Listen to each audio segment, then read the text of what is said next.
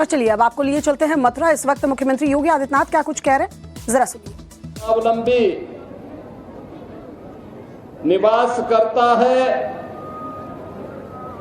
और हमारे कान्हा के प्रति श्रद्धा का भाव रखता है, उन सबको मैं आज की इस पावन तिथि की हृदय से बधाई देता हूं और उन सबके लिए अभी मैं श्री कृष्ण कन्हैया के श्री चरणों में ही प्रार्थना करके आया हूं कि उनके जीवन में शुभ और मंगल ही मंगल हो। ये कृपा उनकी सदैव बनी रहे। बहन और भाइयों,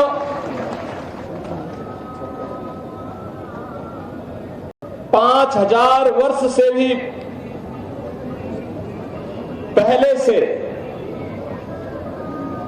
ये ब्रज भूमि भगवान श्री विष्णु के पूर्ण अवतार के रूप में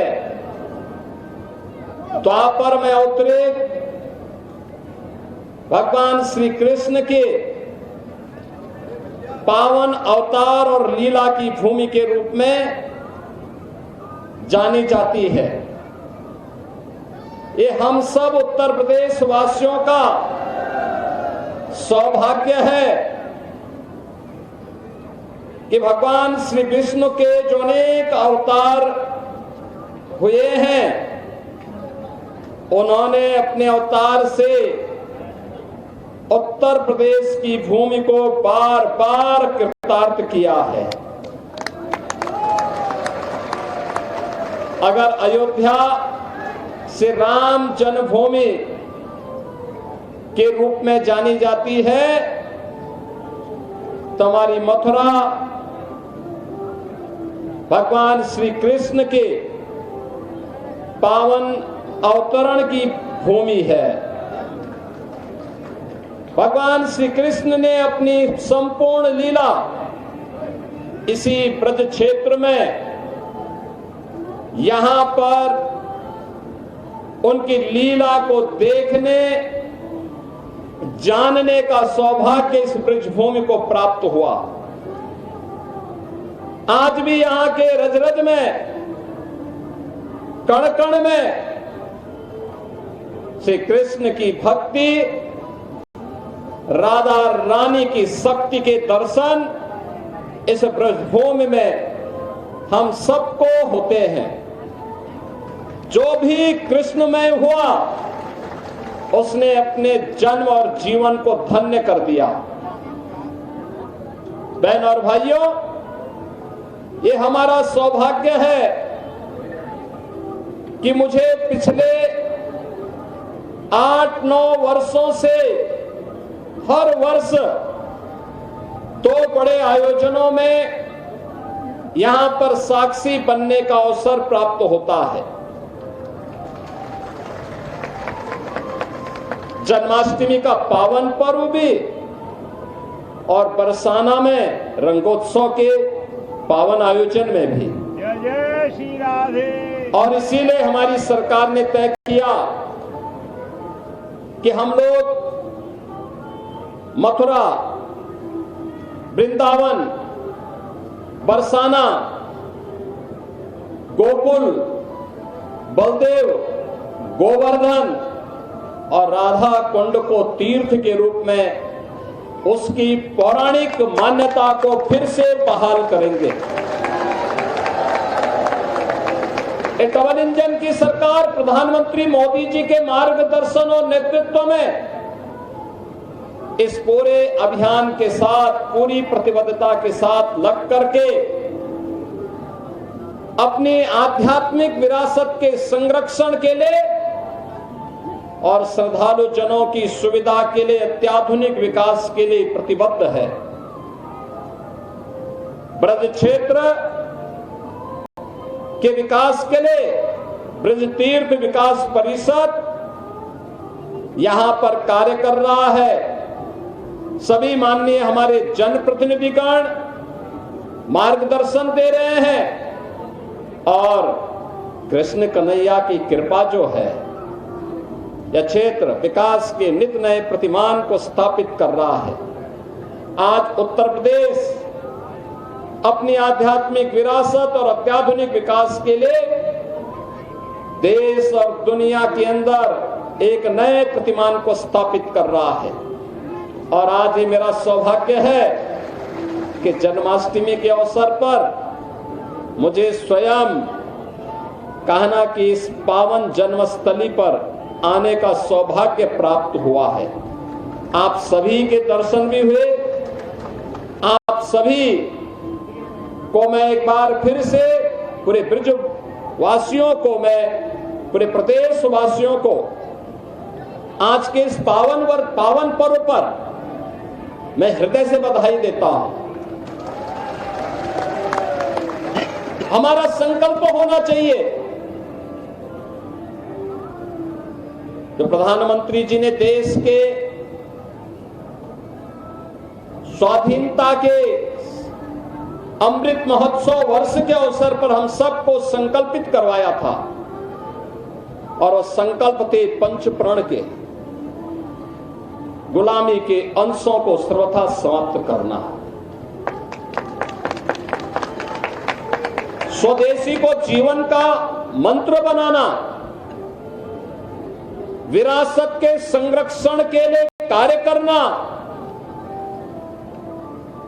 देश की सीमाओं की रक्षा करने वाले और देश के अंदर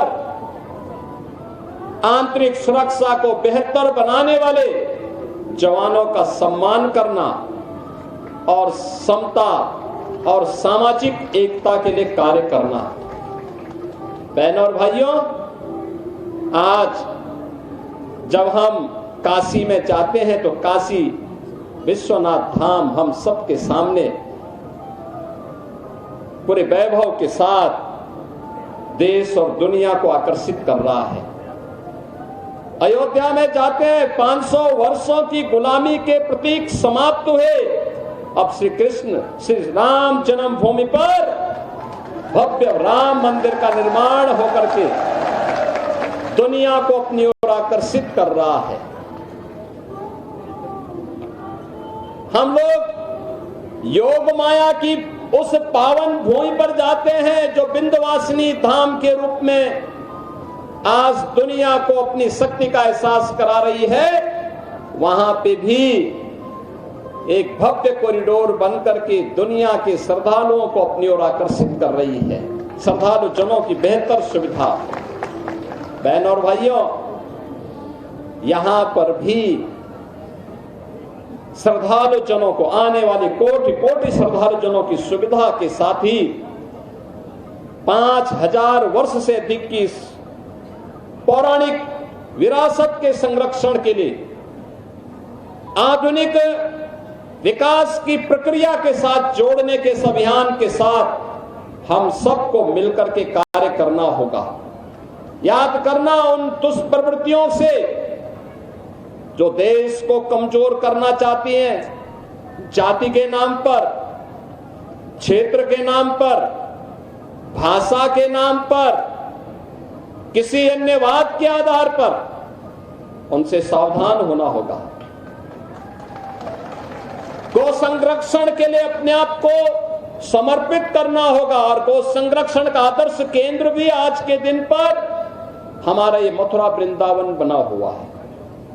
यहां पर अनेक बड़ी बड़ी गौशालाएं काम कर रही हैं और इसीलिए डबल इंजन की सरकार ने व्यवस्था की है कि निराश्रित गौ आश्रय स्थल पर कोई भी गाय रहेगी, कोई किसान, कोई अन्नदाता किसान अगर उसका संरक्षण करता, उसका लालन पालन करता है तो सरकार उस परिवार को, उस किसान परिवार को 1500 रुपये हर महीने उस गौ माता की सेवा के बदले उपलब्ध करवाएगा। 16 लाख से भी गौवंश का संरक्षण वर्तमान में प्रदेश के अंदर किया जा रहा है।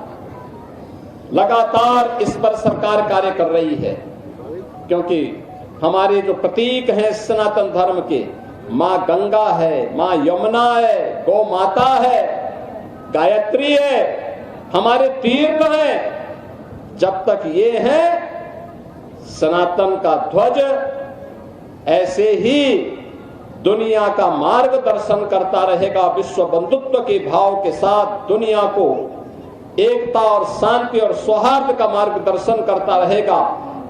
एक बार फिर से आप सभी को श्री कृष्ण जन्माष्टमी की हृदय से बधाई देता हूं, अपनी मंगल में शुभकामनाएं देता हूं। मेरे साथ बोलेंगे श्री केशव देव महाराज की, श्री कृष्ण कन्हैया की, श्री राधे रानी की, श्री यमुना मैया की, भारत माता की, भारत माता की।